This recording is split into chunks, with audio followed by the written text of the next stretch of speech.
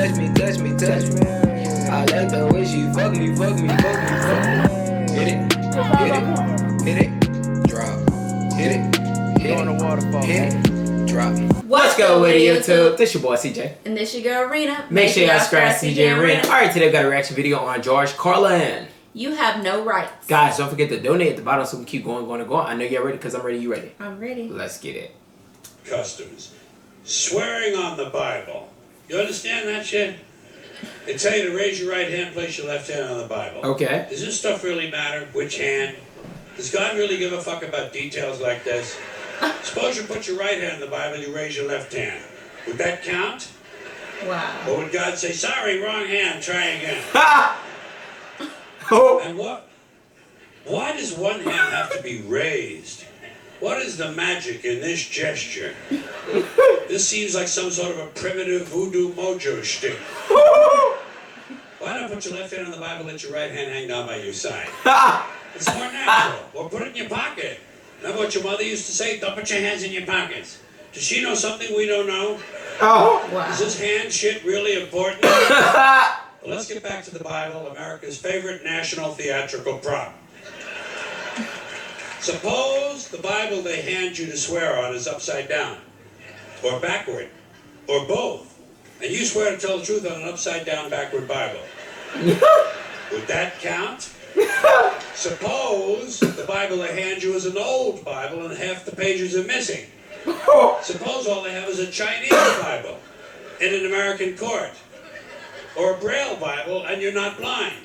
Wow. Suppose they hand you an upside-down, backward Chinese Braille Bible with half the pages missing.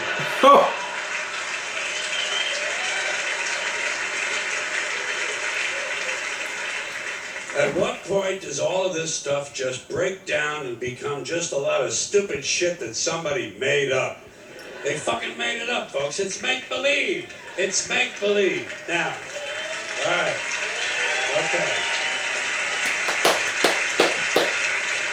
Clap your hands? Let's leave the Bible aside. We'll get back to the science fiction reading later. The more important question is, what is the big deal about swearing to God in the first place? Why does swearing to God mean you're going to tell the truth? Wouldn't affect me. If they said to me, you swear to tell the truth, the whole truth, and nothing but the truth to help you God, I'd say, yeah. I'll tell you about as much truth as the people who wrote that fucking Bible.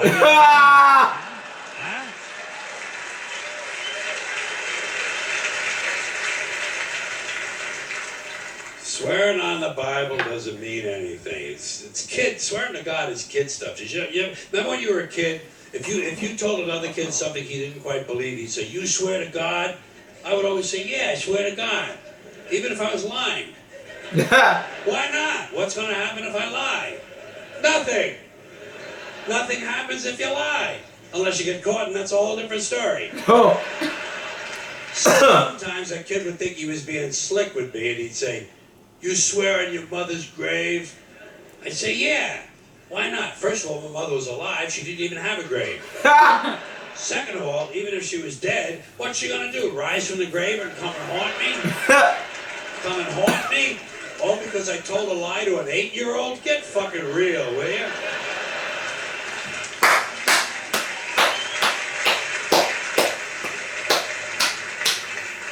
Sometimes I would say, "I swear on my mother's tits." Kids are impressed with things like that. I mean, I don't care about my mother's tits either. I don't care if they fell off. Fuck her. Not my problem. They're your tits, Ma. You keep an eye on them. Wow. Swearing to God doesn't mean anything. Swearing on the Bible doesn't mean anything. You know why? Because Bible or no Bible, God or no God, if it suits their purposes, people are going to lie in court. The police do it all the time.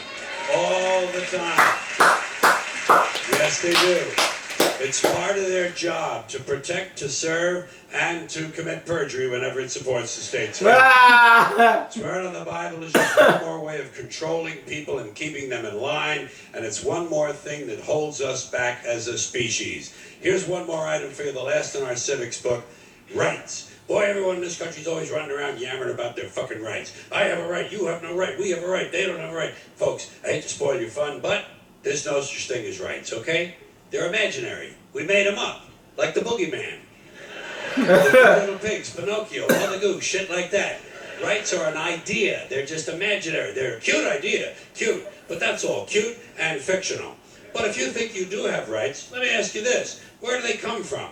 People say, well, they come from God. They're God-given rights. Oh, fuck, here we go again. Here we go again. The God excuse. The last refuge of a man with no answers and no argument. It came from God. Anything we can't describe must have come from God. Personally, folks, I believe that if your rights came from God, He would have given you the right to some food every day, and He would have given you the right to a roof over your head. God would have been looking out for you. God would have been looking out for you. You know that? He would have been worried about making sure you have a gun so you can get drunk on Sunday night and kill your girlfriend's parents. But let's say it's true. Let's say God gave us these rights. Why would He give us a certain number of rights? The Bill of Rights in this country has 10 stipulations, okay? 10 rights. And apparently God was doing sloppy work that week because we've had to amend the Bill of Rights an additional 17 times. So God forgot a couple of things like slavery. Just fucking slipped His mind. But let's say God gave us the original 10. He gave the British 13. The British Bill of Rights has 13 stipulations. The Germans have 29. The Belgians have 25. The Swedish have only 6. And some people in the world have no rights at all. What kind of a fucking goddamn God-given deal is that? No rights at all? Why would God give different people in different countries different numbers of different rights? Boredom? Amusement? Bad arithmetic? Do we find out at long last after all this time that God is weak in math skills? Doesn't sound like divine planning to me. Sounds more like human planning. Sounds more like one group trying to control another group. In other words, business as usual in America. Now, if you think you do have rights, one last assignment for you. Next time you're at the computer, get on the internet, go to Wikipedia. When you get to Wikipedia, in the search field for Wikipedia, I want you to type in Japanese Americans 1942, and you'll find out all about your precious fucking rights, okay? 1942. You know about it. You know about it. Carl, a lot of people know what he's talking about. Yeah. In 1942, there were 110,000 Japanese American citizens and good standing, law-abiding people who were thrown into internment camps simply because their parents were born in the wrong country. That's all they did wrong. They had no right to a lawyer, no right to a fair trial, no right to a jury of their peers, no right to due process of any kind. The only right they had, right this way, into the internment camps. Just when these American citizens needed their rights the most, their government took them away. And rights aren't rights if someone can take them away. They're privileges. That's all we've ever had in this country is a bill of temporary privileges. And if you read the news even badly, you know that every year the list gets shorter and shorter and shorter. You see how it's doing?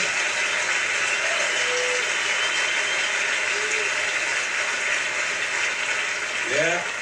Sooner or later, the people in this country are going to realize the government does not give a fuck about them. Government doesn't care about you or your children or your rights or your welfare or your safety. It simply doesn't give a fuck about you. It's interested in its own power. That's the only thing, keeping it and expanding it wherever possible. Personally, when it comes to rights, I think one of two things is true. I think either we have unlimited rights or we have no rights at all. Personally, I lean toward unlimited rights. I feel, for instance, I have the right to do anything I please. But if I do something you don't like, I think you have the right to kill me. So where are you going to find a fairer fucking deal than that? So the next time some asshole says to you, I have a right to my opinion, you say, oh yeah? Well, I have a right to my opinion, and my opinion is you have no right to your opinion. Then shoot the fuck and walk away.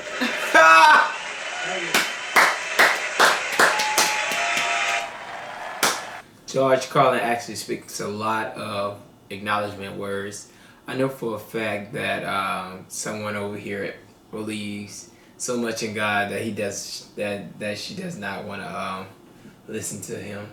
But she was clapping. Y'all saw that, guys. She actually had a good... I wasn't clapping to the disagreement of God. Some of the stuff he was saying was true, but not about God. When he said about the 1944 thing of the people going in there dying... because that was Japanese. That was not true. Okay, well, it's almost just like the Jews in the situation when they had to go to the camp because they was Jews and they just had to get gas poison because they was...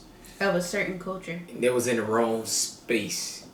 And I mean, that's kind of crazy because they was born in the wrong spot when this guy took over. So he speaks a lot of words of acknowledgement. Everybody should love George Carlin because he has a lot of good words to make you think on some good stuff that is so honestly true. Yes. And don't think I'm an atheist. I'm not. Some of the things he was saying I did agree with, but I don't think everything is to blame for God. Everything is man written. God didn't write the Bible. God didn't write the rights. Man wrote that. So you can't blame everything on God. God created us. Actually, he didn't blame anything on God. What he's letting people know that everything that people that you're saying, man wrote down, he pretty much could say that it going to God. Everything man wrote down, putting it on God. So everything that a man wrote, they're trying to say they're throwing it straight at God. So God is going to be the point of everything. Doesn't matter. Because the man wrote it for him to be shown only. So whoever the man is that wrote it, we don't know. Because that ain't the person that's going to be noticed. God is. That's it. True. So guys, make sure you guys check this video out in the description below. Comment below and also donate below so we can keep going. Make sure you guys subscribe to CJ and RINA. Like always, guys, peace. Bye. I like the way she touch me. I like the way she fuck me. Hit it, drop. Hit it, drop.